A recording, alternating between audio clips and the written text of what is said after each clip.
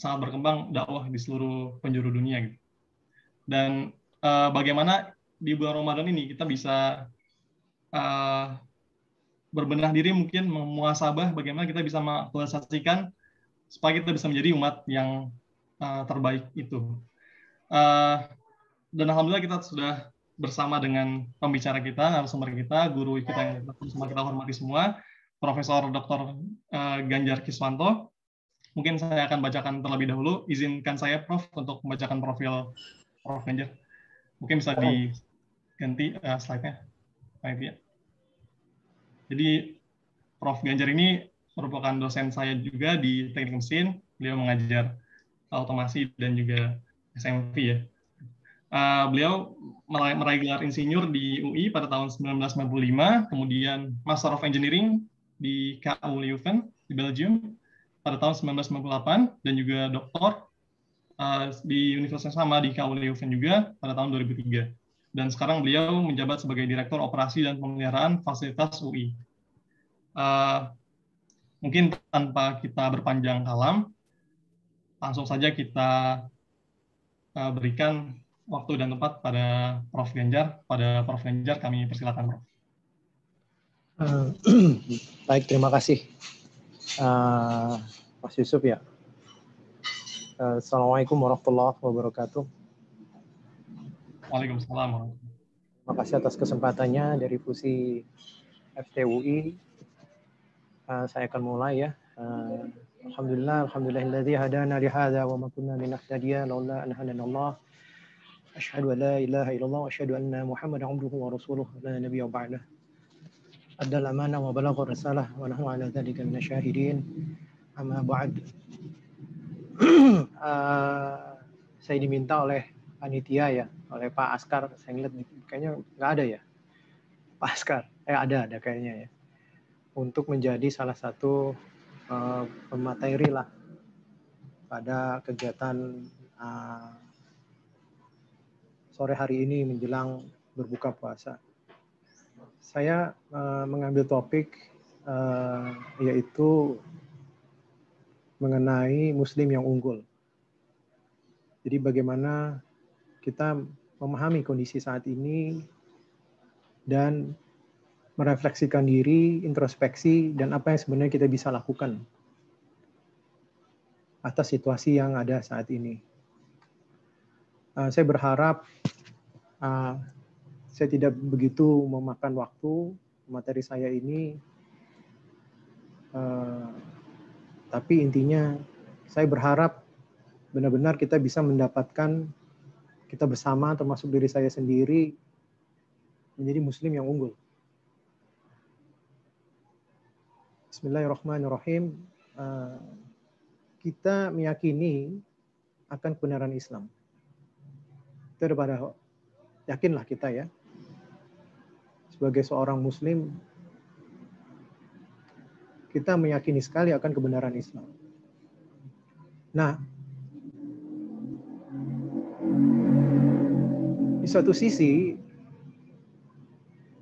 kita sering bertanya-tanya kan gitu ya, bertanya-tanya. Bagaimana role of Islam sekarang? Tadi sudah Mas Yusuf menyatakan kita mengalami the golden era,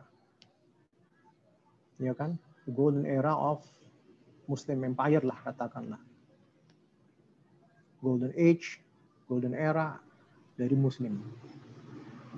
Sering sekali kita mendengar kata-kata itu. Hampir di beberapa kali ceramah mungkin kita mau mendengar kata itu. Tapi hampir tidak pernah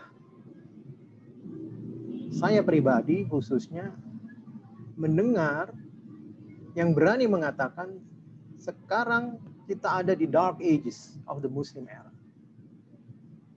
Setuju tidak? Tidak ada. Saya dengar ulama, kiai yang berani dengan tegas mengatakan now we are in the dark ages of the Muslim era.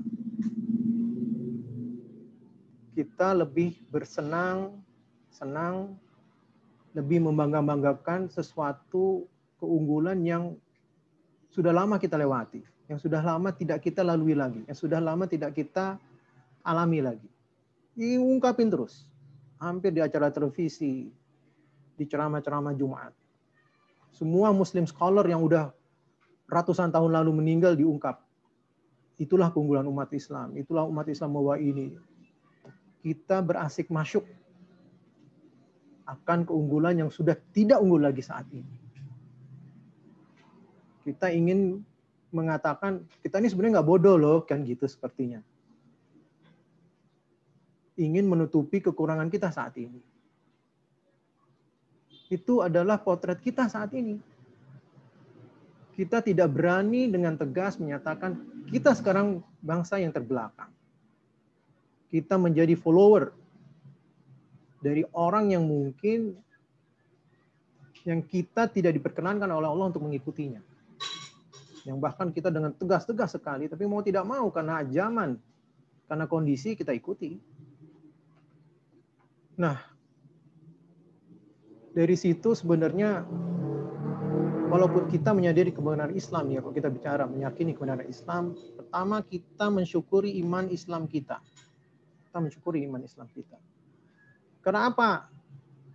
Karena menjadi Muslim adalah natural. Being a Muslim is natural. Jadi manusia itu terlahir sebenarnya dia Muslim. Being a Muslim is natural. Natural. Jadi kalau tidak menjadi Muslim dia nggak natural. Dia melawan alam. Makhluk ciptaan Allah, khususnya manusia, begitu dilahirkan, alamiah dia adalah seorang Muslim. Kalau dia tidak menjadi Muslim, dia berarti menentang alam. Menentang sunatullah. Itu suatu keyakinan. Pertama, mengikuti hukum-hukum Allah pasti.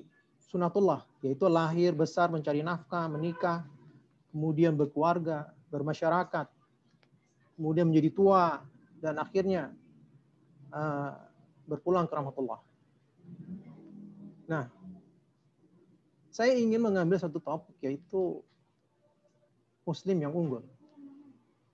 Sesuai dengan firman Allah, kuntum khairu ummatun ukhrijat linnas ta'muruna bil ma'ruf wa tanhauna 'anil munkar wa tu'minuna billah. Kan itu ya. Ayatnya yang sering sekali kita dengar. Yang terjemahan terjemahannya adalah kurang lebih, kamu adalah umat yang terbaik yang dilahirkan untuk manusia. Umat yang terbaik. Kuntum khairu umat. Ukhrijat linnas bagi manusia. Itu ta'muruna bil ma'ruf. Menyuruh kepada yang ma'ruf. Nah ini kata kuncinya sebenarnya. Ta'muruna bil ma'ruf. Lalu yang kemudian apa? Mencegah dari yang mungkar. Wa tanhauna 'anil munkar. Mencegah dari yang mungkar. Lalu yang terakhir adalah apa? Wa tu'minuna billah, dan beriman kepada Allah. Jadi kunci Muslim yang unggul itu 3. Pertama, berbuat kebaikan. Kemudian mencegah kepada kemudorotan. Dan ketiga apa? Beriman kepada Allah. Nah, dari berbagai tafsir, di sini ya, dari berbagai tafsir, apa sih kata ta'muruna bil ma'ruf? Yaitu bermanfaat. Iya kan, menyuruh kebaikan itu bukan hanya kamu jangan berbuat jahat, nggak begitu. Kamu sholat, nggak hanya begitu, bukan nggak begitu, maaf. Kamu jangan mencuri, nggak hanya begitu. Tapi ta'muruna bil ma'ruf itu jauh lebih besar dari sekedar itu. Yaitu apa? Memberikan kemanfaatan bagi manusia. Nah itu sudah ada di dalamnya. Termasuk menyuruh kepada kebaikan. Selain menegakkan kebaikan itu sendiri. Sekarang kita introspeksi saat ini, sore ini di bulan Ramadan. Bulan yang penuh mulia ini. Kita sebagai Muslim individu, coba kita tanya pada diri kita sendiri. Apakah kita sudah bermanfaat secara individu? Lalu secara berkelompok, apakah kita sudah bermanfaat kepada kelompok yang lain? Lalu sebagai suatu masyarakat, bangsa dan negara, apakah kita sudah bermanfaat? Ini yang harus dengan berani kita jawab. Dan saya pastikan jawabannya apa? Belum. Kita belum bermanfaat. Karena apa? Kita belum menjadi role. Kita belum menjadi pemain yang penting. Apalagi tidak hanya di dalam negeri, apalagi di dunia. Benar-benar kita umat Islam hanya menjadi penonton.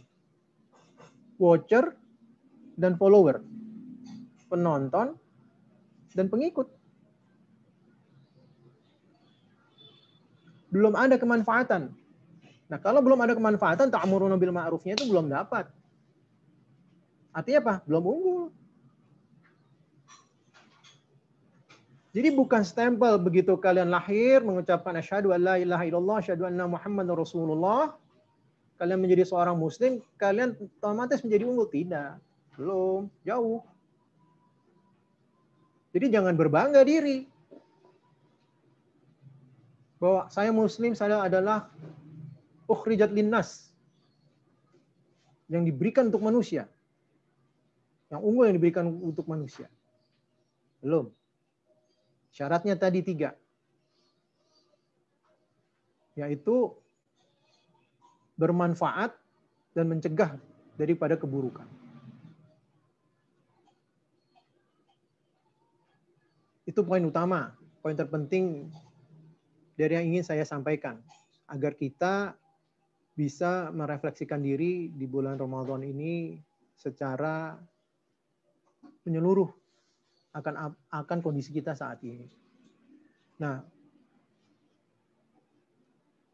Allah dalam firman-Nya di surat Al-A'raf ayat surat ke-13 ayat 11 itu, innallaha la yughayyiru ma biqaumin hatta yughayyiru ma bi anfusihim.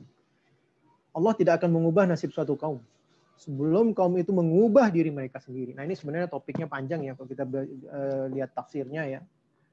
Topiknya ini juga yang akan juga membahas mengenai qadar Allah, takdir Allah.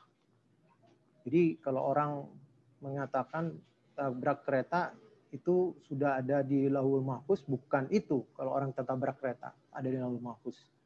Tapi kalau saya meyakini ayat inilah sebagai kemana kunci dari Allah memberikan kebebasan manusia, termasuk hambanya, umat Islam, orang Muslim, untuk menentukan jalan hidupnya. Dia mau jadi baik atau dia mau jadi buruk. Jadi kalau saya sampaikan di sini, karena kita di fusinya FT, ya mudah-mudahan lebih dapat memahami.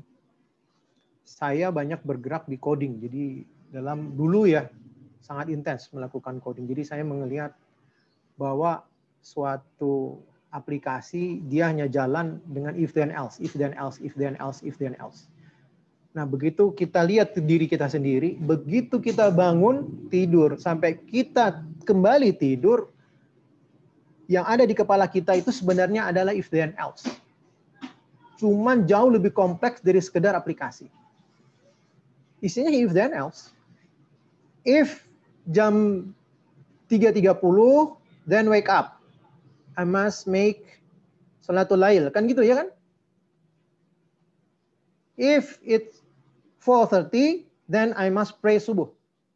If not, then continue. Make a doa. Kan gitu. Nanti if then else-nya lagi setelah subuh apa? If then else, if then else, if then else, if then else. Nah, itu cabangnya banyak. Nah, apa yang tertera di Lauhul Mahfuz kalau menurut pemahaman saya yang yang minim ilmu, namun saya meyakini dari apa yang saya alami adalah Allah adalah Maha Pembuat manusia. Jadi Allah telah membuat program if then else bagi manusia untuk menentukan jalan hidup. Jadi bila seorang manusia, apakah kamu memiliki keluarga yang baik? Ya. Apakah kamu mendapatkan nasihat tiap hari dari ibu dan orang tua? Iya. Apakah kamu belajar dengan baik mengenai agama, iya. Itu kan terus. Jadi if then else-nya itu. Misalnya apa? Apakah kamu bergaul dengan teman yang baik? Tidak. Nah, mulai itu. Nyimpang ke atas. Apakah kamu belajar Islam dengan baik? Tidak. Nah, terus nyimpang ke atas. Itu isinya if then else. Artinya apa? Kalau kita misalnya berteman dengan yang baik, berarti apa? Pasti ada dari teman-teman kita itu yang akan menasihati kita, walaupun kita sebenarnya tidak belajar agama yang baik. Paham nggak? Nah, itu akan secara if then else, dia akan dikembalikan tuh ke jalurnya. Apakah orang tua kamu memberikan nasihat? Ya, naik terus. Paham kan? Tapi coba bayangkan, tidak belajar agama. Kemudian apa? Tidak berteman dengan yang baik. Orang tua tidak pernah memberikan nasihat. Itu langsung turun terus. Artinya else terus. Akhirnya ya itu mungkin dia bunuh diri. Allahu a'lam. Nah, itulah yang ditertera di Lauhul Mahfuz. Nah, begitu juga dengan umat Islam kondisi yang ada saat ini. Allah memberikan jalan kepada kita. Menjadi muslim bukan menjadi kunci segala-galanya. Harus ada tindak lanjutnya. Ini yang harus kita pahami bersama. Ada suatu ungkapan dari seorang Muslim scholar di akhir abad 20 ya. Namanya Muhammad Abduh, kalau mungkin udah pernah dengar. Tapi ungkapan ini diamini oleh non-Muslim scholar, Christian scholar yang lain, yaitu Karen Armstrong. Apa tuh dia bilang? Ini saya menjadi satu sisi supaya kita bisa merefleksikan diri. Dia mengungkapkan seperti ini. I went to the west. Ya, I went to the west. Maksudnya ke barat. Saya pergi ke barat. I went to the west. I cannot find Muslims, but I saw Islam. Paham ya? I went to the west. I cannot find Muslim. Dia nggak bisa menemukan Muslim sana, but I saw Islam. And I got back to the east. And I saw Muslims easily. But I cannot find Islam. Jadi saya ke barat, saya nggak bisa nemuin Muslim. Tapi saya melihat Islam. Nah, saya ke timur, maksudnya ke negara-negara berpenduduk Muslim. Saya melihat Muslim dengan mudah, mencari Muslim itu dengan mudah, banyak soalnya. Tapi tidak bisa melihat Islam di situ.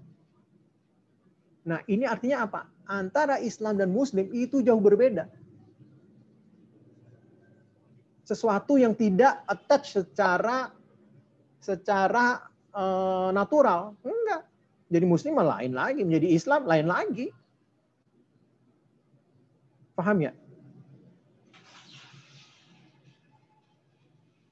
Jadi menjadi seorang Muslim belum bisa menjadi suatu kebanggaan bila tindak lanjutnya belum ada. Saat ini karakter Islam itu sulit didapat di negara mayoritas Muslim. Karakter Islam, nah ini yang saya sampaikan, karakter Islam itu sulit didapatkan di negara mayoritas Muslim. Sedangkan kriteria unggul, kuntum khairu umat. Nah ini dibilangnya umat itu Muslim. Ya kan? Orang yang menganut agama Islam secara penuh. Karena di tafsirnya itu ini dimasukkan ke dalam satu. Yang sudah memahami Islam dengan baik. Nah, sedangkan kriteria unggul itu melekat kepada perbuatan yang memberikan banyak manfaat. Yaitu kuntum khairu umat, ukhrijat linnas, ta'muruna bil ma'ruf.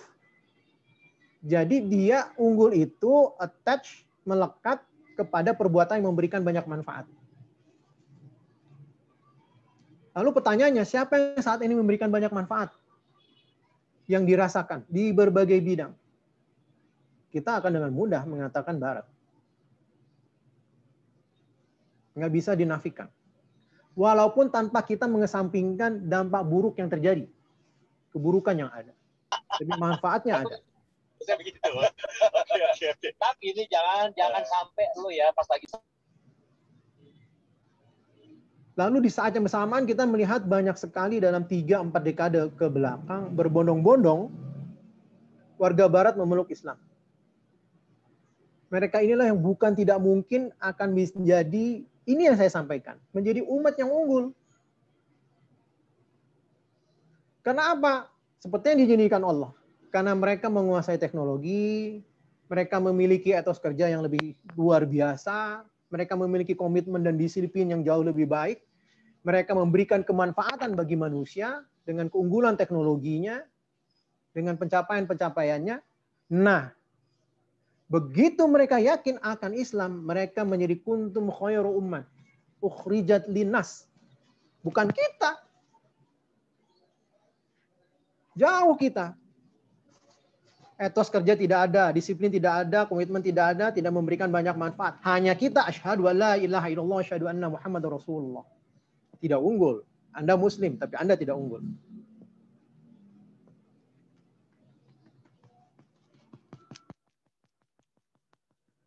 Nah ini, kenapa saya sampaikan ini? Karena saya ingin kita bersama, saya sendiri, dan jemaah di fusi saat ini juga sama-sama introspeksi, menyadari bahwa kondisi ini harus kita akui secara hakiki. Kita jangan terlena membangga-banggakan keunggulan umat Islam yang sudah ratusan tahun yang lalu. Jangan. Akui sekarang kita terbelakang. Akui kita ada di dark ages of the Muslim era. The darkest ages bahkan. Nggak ada satupun kita yang punya power. Kenapa satupun kita yang punya power? Karena kita sering terlena. Sering membangga-banggakan yang sudah lama. Akhirnya apa? Kekurangan kita tidak mau mengatakan kekurangan kita secara tereksplisit. Tapi begitu ada yang menyindir, kita langsung tersinggung. Langsung menembak kembali. Nggak mau umat Islam disindir, nggak mau umat Islam dikritik. Ini kondisi kita. Mari kita perbaiki sama-sama di dalam bulan Ramadan ini. Karena itu di dalam bulan yang mulia ini, di dalam bulan Ramadan, kita umat Islam perlu berintrospeksi sekali lagi. Mendalam kebaikan dan manfaat apa yang telah kita sampaikan kepada manusia. Ingat kepada manusia, kebaikan dan manfaat apa yang kita individu Muslim berikan kepada manusia. Seakhirnya kita dengan tawadhu, ya, berusaha merendahkan hati di depan umat lain. Karena apa? Karena kita satu belum bisa memberikan manfaat yang banyak kepada umat manusia yang lain. Jadi jangan kita menyombongkan diri, bukan seperti itu. Tapi kita berendah hati, bukan rendah diri, tapi berendah hati. Dan dua, mayoritas umat manusia belum mendapatkan dakwah dari kita. Ini dia. Ini yang harus saya sampaikan sekali lagi. Karena pengalaman waktu saya tinggal, karena diminta oleh Pak Askar untuk menceritakan pengalaman.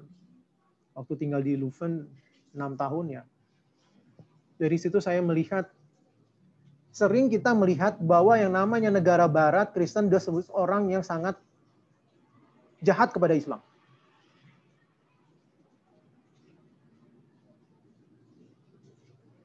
Itu seperti kita sudah semuanya seperti itu. Entah siapa yang memasukkan teori itu. Padahal tidak begitu maksud Allah dan tidak begitu maksud di dalam Al-Quran. Yang jahat kepada kita adalah yang benar-benar telah memahami kita dengan baik, yang telah memahami Islam dengan baik dan mereka tidak setuju akan Islam. Tapi dari apa yang saya pengalami selama tinggal di sana dan apa yang saya lanjutkan sampai dengan saat ini untuk tetap mengetahui kriteria mereka adalah jauh lebih besar dari mereka yang tidak memahami Islam daripada yang memahami Islam. Yang tidak memahami Islam itu jauh, tapi yang memahami Islam dan tetap tidak ridho akan Islam itu jauh lebih sedikit. Kita tidak bisa berpikir bahwa mereka telah sampai Islam, tidak bisa. Kenapa? Coba kita bayangkan. Begitu mereka lahir, dunia mereka sudah sangat kapitalis. Tidak ada nilai-nilai Islam yang terhembus ke kuping mereka ataupun ke mata mereka. Yang ada di mata mereka, di tontonan mereka, di CNN, CNBC, BBC, TV One, Eropa, Jerman, Belanda, semuanya menggambarkan Islam yang teroris. Ini belum sampai Islam ke mereka. Jadi yang mereka persepsikan Islam itu dari sumber yang bukan Islami. Belum sampai dakwah ke mereka. Dan jangan sekali-sekali menurut pendapat saya, fakir ini, jangan sekali-sekali kita menganggap menjadikan teknologi internet menjadi kambing hitam. Kan sudah ada internet, mereka bisa nyari mereka bisa nyari Islam itu ada di internet. Tidak begitu. Apa yang menyebabkan mereka harus mencari Islam? Nggak ada. Mereka setiap hari kerja sibuk karena memiliki komitmen yang tinggi, memiliki disiplin yang tinggi, memiliki etos kerja yang tinggi. Mereka tidak pernah terbersit untuk membuka kata Islam. Tapi jauh-jauh hari kita sudah mendiskreditkan mereka sebagai orang yang jahat terhadap Islam. Itu disamakan dengan Abu Lahab. Menyamaratakan. Padahal apa? Dari yang saya pahami. Saya beristighfar kepada Allah, mohon ampun kepada Allah kalau saya memahami dengan salah. Saya melihat mereka ini adalah orang yang ahlul fitrah.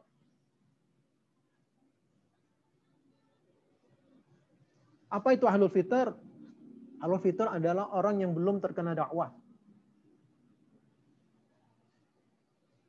Bayangkan, di era teknologi 4.0 saat ini masih banyak orang yang belum terkena dakwah Islam.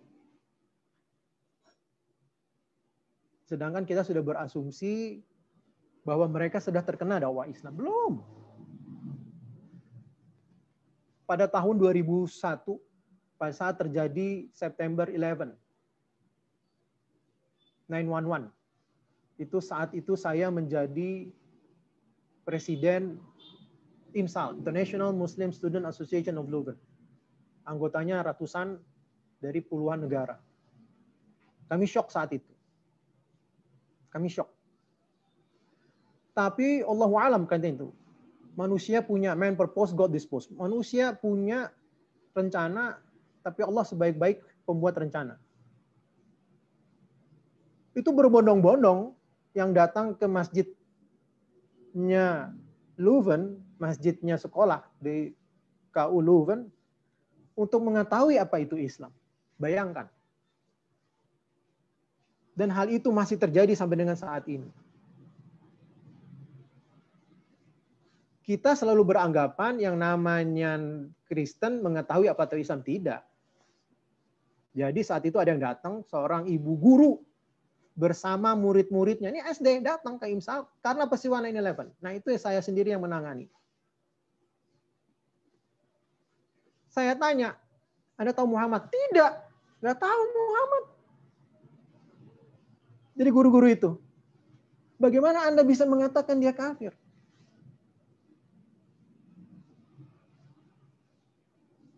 Saya tanya, apa perbedaan Islam dengan Kristen? Mereka tidak tahu.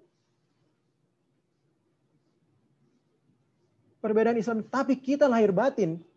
Umat Islam di Indonesia tahu perbedaan lahir batin antara Muslim dan Kristen. Antara Islam dan Kristen. Tahu. Mereka sendiri tidak tahu. Karena apa? Pada saat saya tanya, apa ajaran Nasrani? Ajaran Kristen? Mereka sendiri tidak tahu. Konsep Tuhan Bapa itu hanya ada di dalam kitab. Tapi mereka sudah tidak mengikuti ajaran itu. Dalam arti apa? Mereka orang yang termasuk umat yang mencuekkan agamanya. Paham kan? Jadi konsep Trinitas, Tuhan Bapa, Anak, dan Rohul Kudus, mereka tidak paham. Dan mereka tidak mau paham. Nah sebenarnya inilah karena itu kesempatan kita umat Islam untuk memperbaiki diri kita, memperbaiki umat kita, memperbaiki generasi kita, memperbaiki umat kita secara keseluruhan di muka bumi, berdakwah. Ini kunci yang ingin saya sampaikan. Dakwah kita kurang kepada saudara-saudara kita yang non-muslim di barat. Kalau dia tadi saya bilang, yang sudah menguasai teknologi, yang sudah memberikan manfaat, yang memiliki etos kerja, disiplin kerja, dan dia tahu-tahu asyhadu alla ilaha illallah wa asyhadu anna Muhammadar Rasulullah. Dia menjadi muslim yang unggul, jauh lebih unggul daripada kita. Dan membuat mereka menjadi muslim menurut saya jauh lebih mudah dibandingkan merubah kita untuk memiliki etos kerja yang jauh lebih baik, memiliki disiplin yang jauh lebih baik, memiliki memiliki kemampuan teknologi yang jauh lebih baik. Itu jauh lebih mudah merubah mereka menjadi seorang muslim ketimbang merubah kita memiliki keunggulan dalam disiplin etos kerja. Betul, tadi ada yang tanya ini Pak Askar, saya di Catholic University Leuven. Nah ini supaya teman-teman juga pada paham. Jadi di KUL itu sendiri, mereka juga cuek. Namanya aja Catholic University Leuven, Universitas Leuven Katolik. Tapi mereka memperkenankan dibangunnya masjid. Dan kita punya masjid di KUL. Catholic University Leuven. Dan itu satu-satunya rumah ibadah. Saya ingin menyampaikan ini supaya kita tidak menyamaratakan sekali lagi. Ada yang memang batil, ada yang memang tidak ridho Islam. Itu ada. Tapi menurut saya jauh lebih banyak yang tidak paham akan Islam. Nah ini yang harus kita ubah. Mari kita perbaiki dalam bulan Ramadan ini dakwah kita kepada mereka. Memperbaiki positioning kita kepada bagian dari saudara-saudara kita di belahan muka bumi yang lain. Memperbaiki cara pandang kita bersama kepada mereka. Percayalah, kalau ada dari kita yang mendapat kesempatan untuk tinggal di luar, itu insya Allah akan terlihat. Ada bagian dari umat yang benar-benar tidak mengetahui apa itu Islam. Bahkan agamanya mereka sendiri tidak tahu. Sedangkan kita dengan semena-mena menganggap mereka masuk neraka kan gitu. Allahu a'lam tu urusan Allah. Kenapa dakwah tidak sampai? Sama dengan pertanyaan, kalau anak kampung suku dalam ya, suku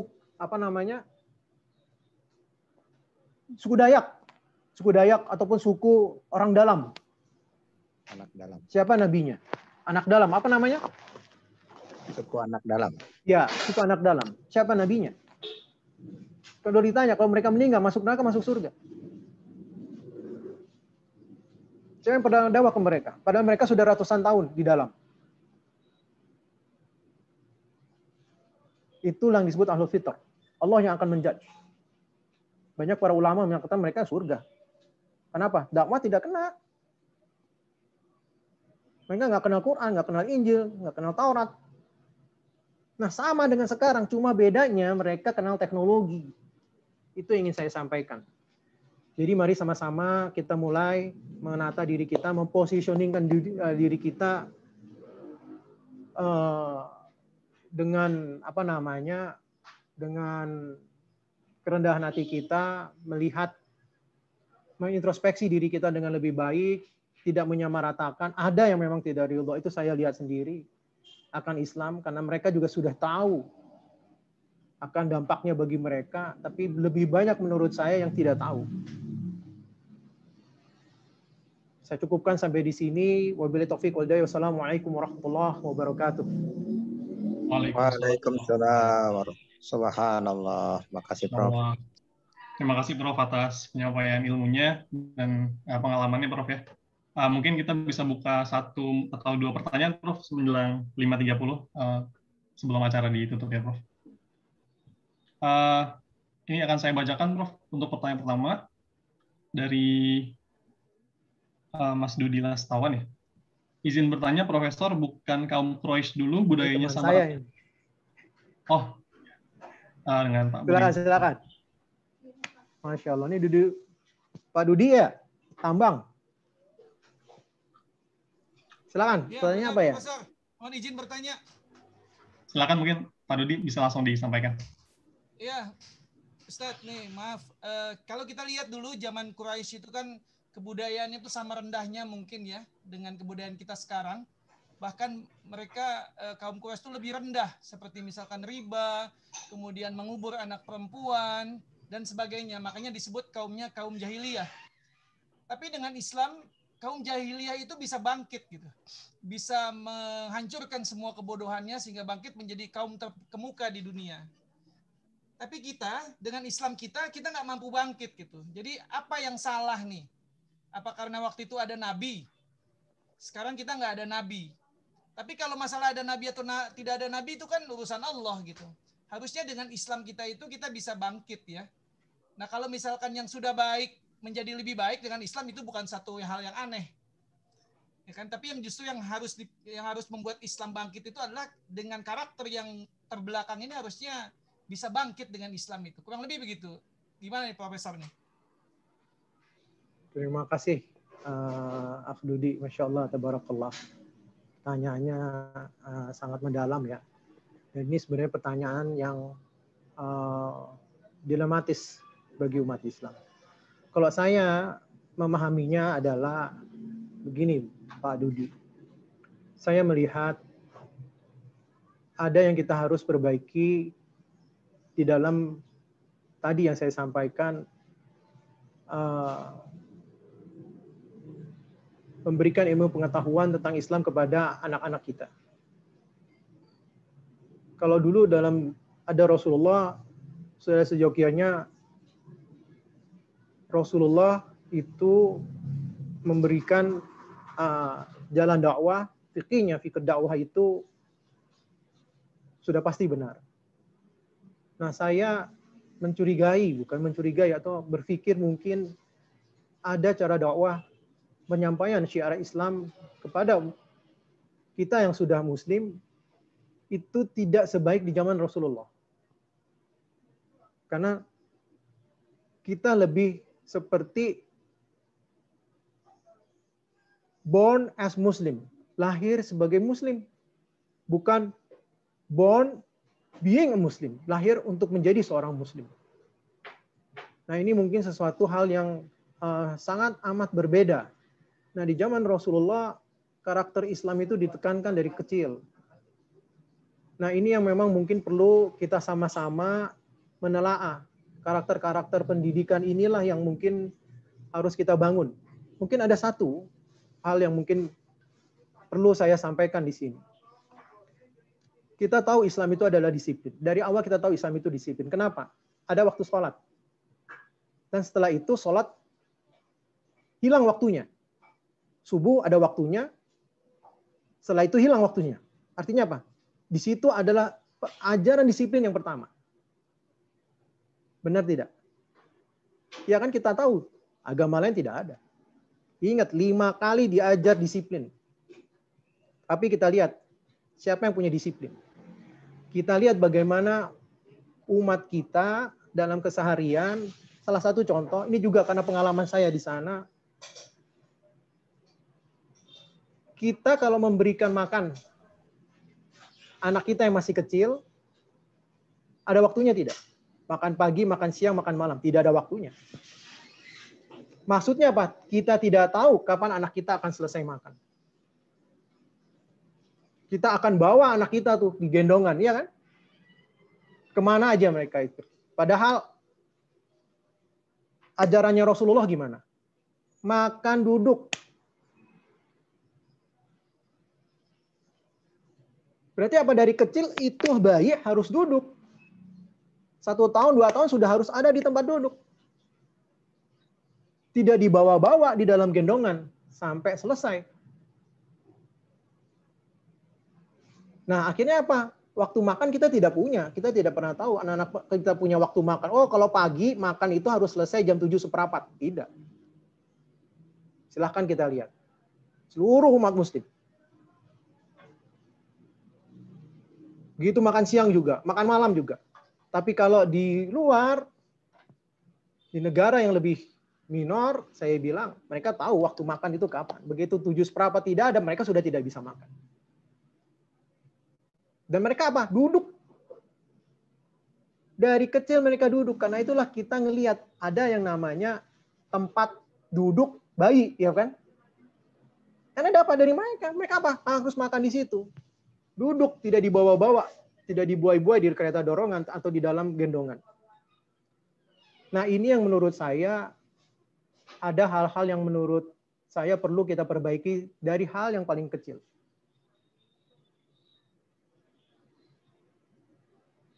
Mungkin itu kali ya, Pak Dudi, yang perlu memang sama-sama. Saya sendiri juga masih menelaah kenapa. Jangankan itu. Jadi yang kalau kita lihat ya, bagaimana Islam itu bisa masuk secara menyeluruh ke dalam Mesir. Di saat itu Mesir itu isinya adalah Fir'aun. Tapi seluruh penduduknya begitu Islam masuk, dia menjadi seorang Muslim. Menjadi Muslim secara keseluruhan saat itu dan unggul saat itu. Nah, tapi ya kita yang saat ini tidak unggul-unggul. Nah, berarti kan itu mau tidak mau ada di dalam pendidikannya, di dalam pemahamannya mengenai Islam. Nah, kalau saya di sore ini, di kesempatan ini, kembali mengetuk pintu, mungkin salah satunya adalah bagaimana memahami saudara-saudara kita yang belum terkena dakwah. Itu mungkin salah satunya. Kalau kita bisa memahami saudara-saudara kita yang belum terkena dakwah ini, sehingga kita lebih ingin memberikan dakwah kepada mereka, bagaimana dengan cara apapun, insya Allah akan membuka jalan bagi jalannya dakwah bagi umat Islam itu sendiri, sehingga bisa menjadi umat yang unggul. Karena jangan sampai kita punya hasad, punya dengki kepada orang yang tidak sepatutnya kita berikan dengki. Karena itu akan menutup pintu-pintu rahmat Allah. Jadi apapun, jadi kita seolah-olah ya hanya 5 waktu, sholat 5 waktu, ya tahajud, ya puasa, Ramadan, dari A sampai Z kita ngelakuin. Zakat, infak, sedekah, penuh, komplit. Tapi tidak bermakna, summa na'udzubillah. Kita nggak pernah tahu.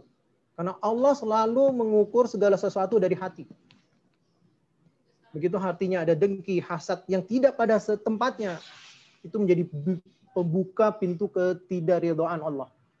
Nah, kita harus singkirkan ini kecil-kecil. Yang kecil-kecil ini kita harus singkirkan. Mungkin ini menutup pintu hidayah berkah yang jauh lebih besar. Jadi mari, kalau menurut saya, kita sama-sama nih, teman-teman semua difusi, mari kalau saya bilang, ayo kita mulai membuka diri, mulai memahami, mengajak saudara-saudara kita. Jangan kita terlalu frontal, karena banyak dari mereka yang tidak paham akan Islam. Percayalah. Jadi jangan kita mengeset bahwa mereka sudah paham dan mereka tidak ridho akan Islam. Jangan kita berada di posisi itu sebelum kita tahu dengan baik. Karena Allah dalam firman-Nya jelas-jelas mengatakan untuk duduk bersama, kan gitu. Duduk, kita belum pernah duduk sama dia. Kita belum pernah duduk sama tetangga kita yang Nasoro. Ada yang sudah sini pernah punya tetangga Nasoro? Banyak. Apa ada yang pernah berkunjung ke saudara kita, tetangga kita yang Nasoro, dan memberitahukan apa Islam? Tidak. Kita akan menjudge mereka sudah tahu dari Quran, dari internet, dan buku banyak di Gramedia. Selalu semua umat Islam mengatakan seperti itu. Kita menyerahkan keislaman mereka kepada kondisi yang ada, tanpa kita bersusah payah. Padahal mungkin maksudnya Allah, tolong kamu duduk, sampaikan dengan baik, berargumentasi dengan baik. Dari yang pernah saya alami, pengalaman di sana, bagaimana Muslim di situ 1 minggu bisa 8-9 mu'alaf, bukan karena nikah, di Islamic Center of Brussels. Setiap minggu, 9 orang non-Muslim pindah agama secara sadar. Nah, itu kan kalau mereka dikumpulin 9 kali berapa, dia menjadi kuntum khairu umat. Mereka jago komputer, mereka jago teknologi, dan mereka beriman pada Allah. Mungkin itu dari saya. Insyaallah, terima kasih Prof. Ya. Sangat. Mohon maaf, Pak Dudi kalau kurang memuaskan. Nggak apa-apa. Udah lama kita nggak jumpa ya, 30 tahun ya, kangen juga nih. Insyaallah ya, kapan nih harus ketemu kita? Ini teman seangkatan. Teman-teman, ini teman seangkatan saya di Semandel, Semalapan. Insyaallah, banyak alumni ternyata ya, abang-abang semua di sini. Di sini bukan cuma Fusi doang, Prof Ganjar, tapi semua anak tekniknya juga. Insyaallah. Oke, mungkin lanjut ya, Prof, ke pertanyaan kedua. Dari Bang Surahman. Nih, ada mohon advice, momentum apa yang perlu dimunculkan untuk membangkitkan potensi-potensi umat yang masih belum muncul untuk menjadi pelopor kemajuan. Silakan, Prof. Oke. Saya tuh lebih senang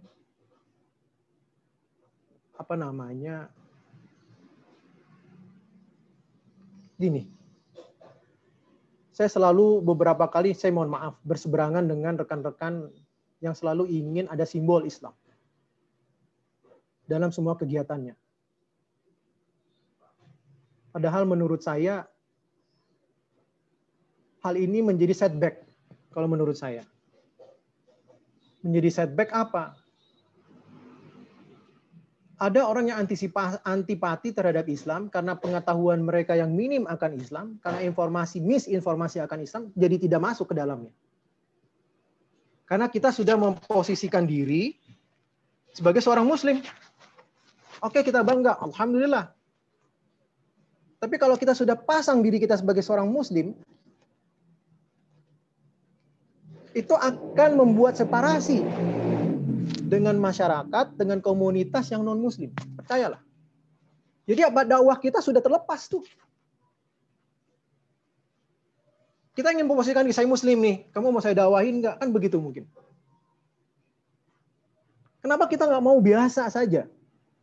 Dan kita masuk berdakwah kepada mereka. Nah, potensi ini yang menurut saya yang perlu kita perlihatkan. Tidak perlu segala sesuatunya di-attach kepada Islam. Maksudnya kepada Muslim identitas. Kepada Islam identitas. Saya lebih kepada hakikatnya. Yaitu kepada diri kita sendiri. Gini contohnya. Saya senang lagi ngajar berapa kali ngelihat jaket dari mahasiswa, mungkin fusi kali lah, anggap aja kan gitu, fusi FT. Muslim engineer. Tapi apa? Tidur di kelas, kecapean. Ngikutin kegiatan fusi. Orang akan melihat langsung. Oh, Muslim engineer itu ngantukan. Nah, ini yang menurut saya kita harus hati-hati membawa emblem, membawa simbol di dalam bermasyarakat, bersosialisasi. Oke, kita punya giroh. Tapi tolong tanamkan giroh itu di dalam dada. Nggak usah dimunculkan. Buat market, buat pasar, mart. Langsung ditempel dengan nama Islam. Itu langsung separasi. Akhirnya apa? Yang non-Muslim nggak mau ke pasar itu. Kenapa nggak jiwanya, sistem dagangnya, yang Islami, yang syariah saja, cukup titik. Tapi namanya misalnya yang lebih generalis.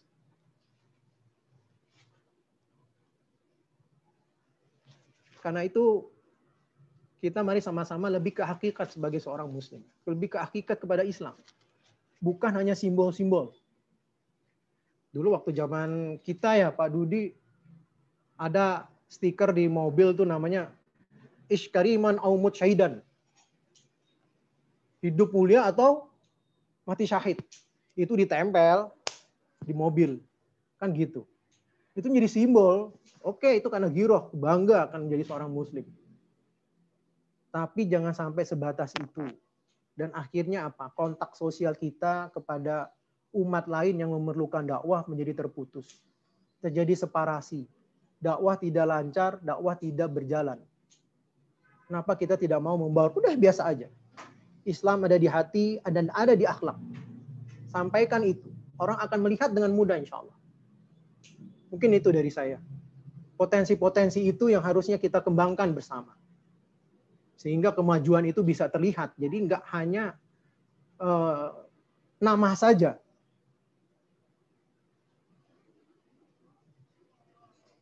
Demikian, Mas Yusuf. Baik, terima kasih Prof. Ganjar. Jadi intinya kita jangan terlalu fokus pada simbol-simbol ya, tapi lebih ke arah nilai-nilai yang di bawah Islam itu. Gitu ya, Prof. Iya. Baik, mungkin karena sudah pukul 5.35 dan kita sudah memasuki akhir acara, apakah bagaimana dibuka satu lagi atau Ismail gimana? Satu lagi pertanyaan atau sudah? Ini ada satu lagi nih, nggak apa-apa kalau menurut saya ya. Dari Ismail ya. Dari Ismail, Prof. Assalamualaikum Prof, izin bertanya untuk mendakwahkan tetangga-tangga kita yang belum kenal Islam, metode apa yang harus kita gunakan, atau mungkin Prof bisa sharing pengalaman Prof model dakwah seperti apa yang sudah Prof sampaikan kepada tetangga Prof terutama di Indonesia. Apakah langsung datang ke rumahnya? Pertama, kita mencari kesempatan. Kita harus membangun kesempatan itu. Jadi pernah ada suatu kejadian ya, ini bukan tetangga memang. Karena di sini saya mendapatkan alhamdulillah kiri kanan depan belakang muslim semua. Ini teman. Nah, beranikan dengan teman kita. Kan sama dengan tetangga ya kan? Tetangga keseharian kita. Teman keseharian, teman kerja atau apa kan sama kan? Nah, kita beranikan. Cari momen-momen. Kalaupun gagal, itu insya Allah sudah dihitung ibadah oleh Allah. Insya Allah. Cari momen-momen bagaimana kita bisa masuk. Umumnya, ya ini mungkin sesi lain kali ya. Karena saya pernah mempelajari sedikit mengenai kristologi. Jadi, ada memang cara bagaimana mereka supaya terperanjat gitu mengenai Islam. Ya pertama kita korek dulu apa yang mereka yakini kan gitu. Tapi secara perlahan. Jadi kita tidak langsung menyatakan bahwa saya Muslim, saya gini, enggak. Tapi kita persilahkan mereka karena kita sudah yakin akan kebenaran Islam. Kita persilahkan mereka. Kenapa mereka bisa yakin akan mereka? Kan gitu ya enggak? Kok kamu bisa yakin sih sama Kristen, sama Yesus itu apa? Kan gitu. Nah kita masuk dari situ. Jadi kita bukannya memperkenalkan, oh saya Islam, ya udah, kenapa? Mereka sudah pasang barrier dulu, ya kan? Tapi kalau kita memperkenalkan diri kita dan kita menanyakan mengenai keyakinan mereka, mereka akan mengira kita akan mengikut mereka, paham nggak? Iya kan? Dengan itu mereka akan antusias. Nah, langsung mereka ngomong A, B, C, nah baru kita masukkan dakwah kita sesuai dengan yang diajarkan oleh Rasulullah mengenai tauhid. Mengenai Muhammad. Kenapa ada Muhammad? Yang paling utama itu adalah Muhammad. Pertama, tidak membedakan. Jangan kita mengatakan dulu bahwa Islam ini karena yang paling banyak syiar, agama syiar itu adalah Islam dan Kristen. Itu agama syiar. Hindu Buddha bukan syiar. Yang syiar itu Islam dan Kristen. Nah, kita tanya dulu, kita jangan langsung menjudge bahwa ini tidak Tuhan nggak ada Bapa, nggak ada, itu cuma bagian belakang. Itu akan mereka pahami dengan sendirinya tanpa kita perlu mengatakan bahwa Tuhan itu adalah dari awal satu. Karena bukan itu kebingungan mereka. Nah ini sebenarnya topik yang lain Mas Yusuf. Apa yang mereka alami, apa yang menjadi critical point bagi seorang Nasrani. Mungkin itu yang bisa saya sampaikan. Jadi kalau kita ingin berdakwah, kita sampaikan, kita lihat dulu, kita tanya dulu apa yang mereka yakini, kenapa mereka bisa yakin. Dengan harapan mereka membuka diri kan, mereka menjadi membicarakan karena mereka seolah-olah kita tertarik kepada agama mereka, bukan. Tapi kini kita pancing bahwa ini loh. Nah, baru kita pelan-pelan kita masuk. Oh, kalau menurut saya itu harusnya begini. Gimana kalau dengan begini kan begitu.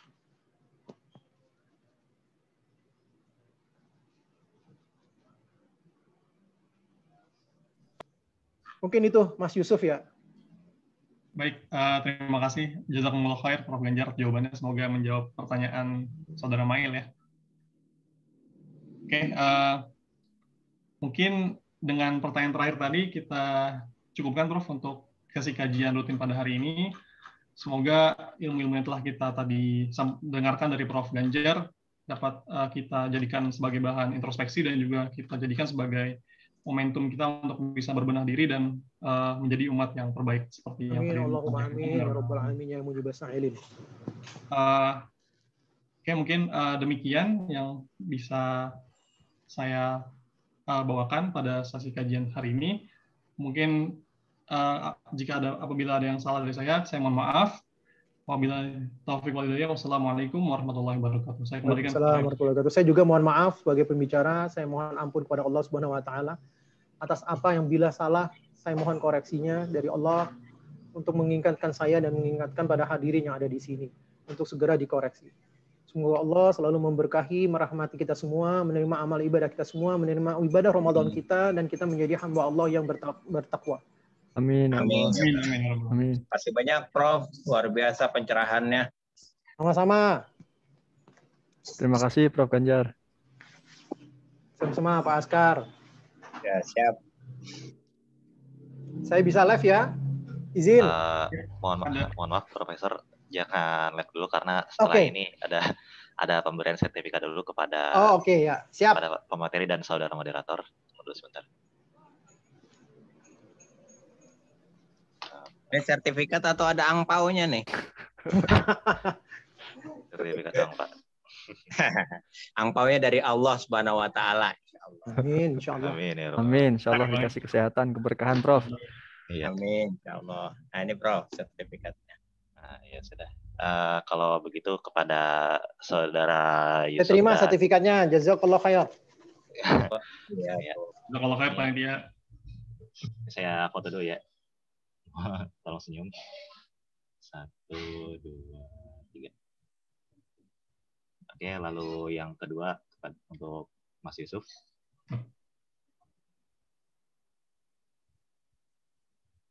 Ya, oke. Sudah Oke. selesai. Keren. Habis Ramadan bikin lagi ya kajiannya ya, rutin. Amin ya Rabbal alamin. Mantap. Halo Pak. Yo, Pak Faiz. Apa kabar? Siap, Prof. Wah, di mana Alhamdulillah. pakai masker? Di lab, Prof. Masya Allah. Ini Mau dari tajil di Jepang situ. nih. Baik-baik. Iya. Di sini kadang respect orang, Prof, pakai masker. Oh gitu. Iya. Pengennya sih enggak.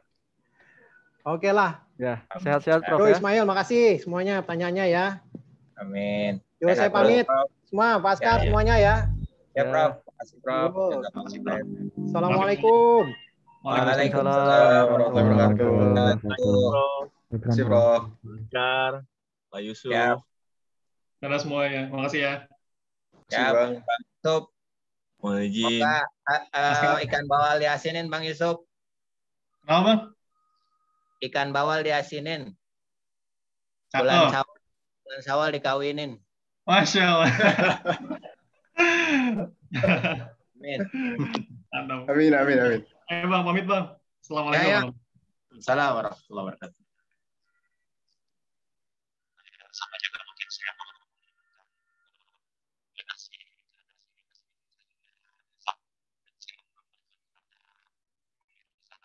Panitia, ini bikin evaluasi ya perjalanan 3 kali kajian Ramadan, di mana optimalnya buat pasca Ramadan nanti. Ada beberapa usul narasumber yang lain, nanti profesor-profesor teknik yang lain, dari ibu-ibu juga bisa. Itu udah masukannya, nanti kita konkretkan ya, Bang Mail, Ogi. Baik, Bang. Insyaallah. Jazakallah, mohon maaf atas segala hal-hal yang kurang berkenan sepanjang mendampingi teman-teman semua untuk kajian perdana kita di sepanjang Ramadan ini. Alhamdulillah diapresiasi banyak pihak, para profesor nunggu giliran mereka diundang. Artinya levelnya fusi itu mainnya dengan para profesor ya, jadi jangan di downgrade ya. Fusi levelnya berinteraksi dengan ide-ide besar. Jadi jangan sampai kita nggak mengambil peluang ini sebaik-baiknya untuk ya pastinya meningkatkan kapasitas diri kita secara keilmuan juga kan. Pengen juga dari antum semua nih, panitia, peserta nih jadi profesor juga kan. Amin. Yang nggak pengen jangan senyum. Jadi yang pengen jadi profesor silakan senyum. Alhamdulillah Mas senyum. Oke, makasih banyak. Sukses semua ya. Amin, Bang. Mohon maaf juga, Bang, masih belum bisa. Udah oke banget, Mail. Oh ya, saran saya lagi. Jadi event ini kan cuma sehari, tapi maintain event itu yang utama adalah output kayak mini-mini video singkat dari Prof kita kan direkam tuh. Iya, Bang, direkam. Ada.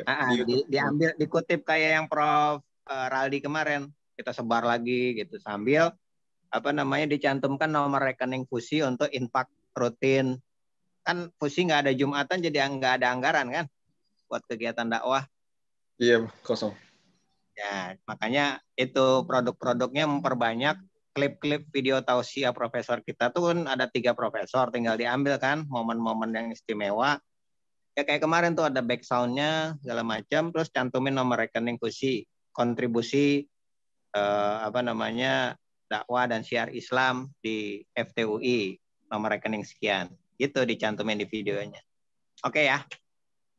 Ya, Bang. Ya. Soalnya pengalaman nih sambil ngabuburit boleh yang ngobrol ya. Jadi teman-teman Iluni Metal itu hampir tiap minggu bikin Zoom gini, menghadirkan alumni-alumni yang profesional di bidang masing-masing. Terus ada e-certificate yang dinilai 20.000. Lumayan kan? Dalam satu sesi ini acara kita 50 orang aja.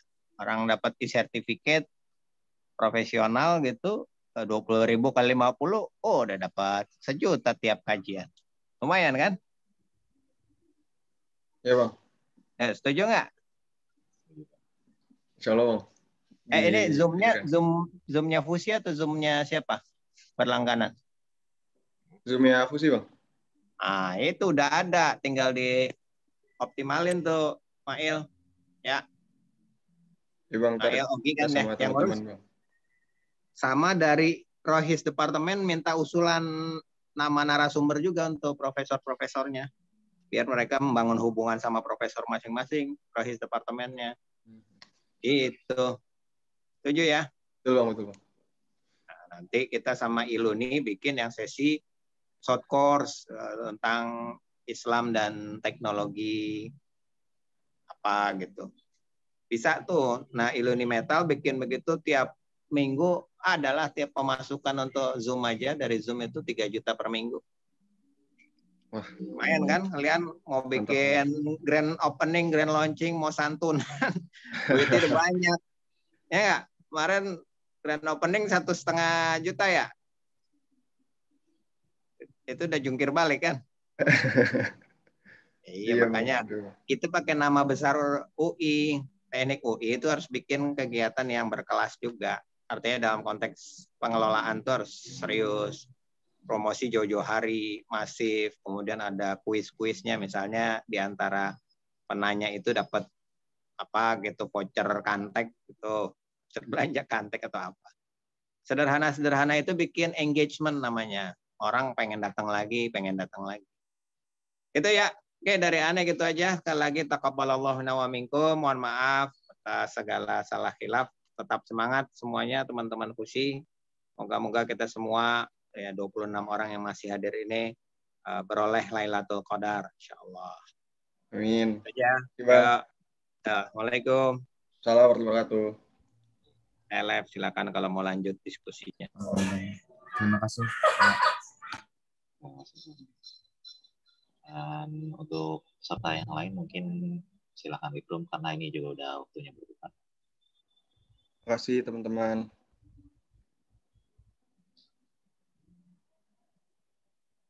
Si Maila Maugi. Man, thank you man. Keren lo. Oh iya, lupa gue. Ini masih direkam.